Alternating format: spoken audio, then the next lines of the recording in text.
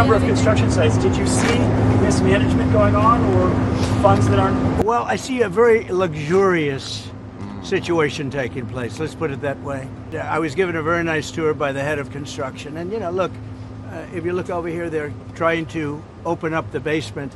When you open up a basement, first of all, it's the worst space. Always a basement is the worst space in a building.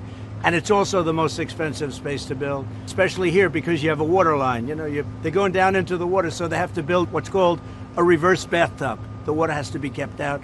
It's very expensive construction, so it would have been good if they didn't build it. Would have been good if they didn't do certain other things. If you look at the kind of protection in the hall, have you been able to get in the hall? You saw the protection of plywood. I mean, that was a lot of money just to protect it for a period of time. I would have done it very gingerly and easily and not have to spend, millions of dollars on protection. There are things that could have been different. Look, there's always Monday morning quarterbacks. I don't want to be that. I want to help them get it finished. It's been going on for years, and I want to help them get it finished. Bottom line is this, that Americans deserve to become first-time homebuyers. President Trump has created the best economy in the world. The one thing that would make it better is lower interest rates. Full employment is even more possible. Wages rise faster as interest rates come down when your employment is at 4.1% because of your leadership.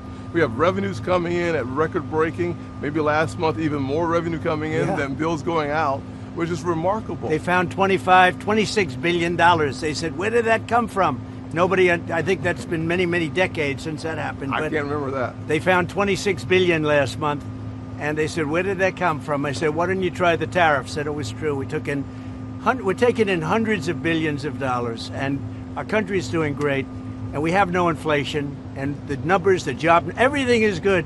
The one thing we have to do is get housing prices down and the interest rates down so people can buy the house, because they're all making money, but they can't get the interest rate down. We have to.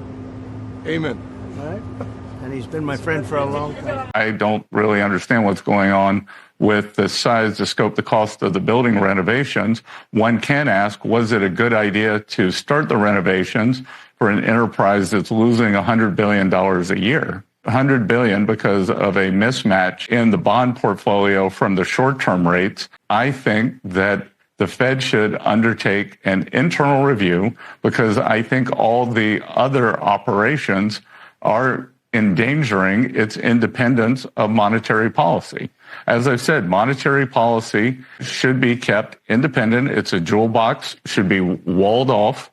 But by undertaking all these other activities, then you come in for criticism, just like you're seeing here, that might impinge on monetary independence. I think he's a builder. He cares about the cost. The costs have gotten out of control. And then separately, the president runs Fannie Mae and Freddie Mac.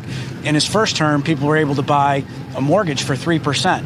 These days, after Biden's inflation and what happened with rates, now you're looking at 7% mortgages. So this is of great concern to the president, but I view them very differently as two different things. You can't help be a builder and be the president of the United States and see these cost overruns and not ask a bunch of questions.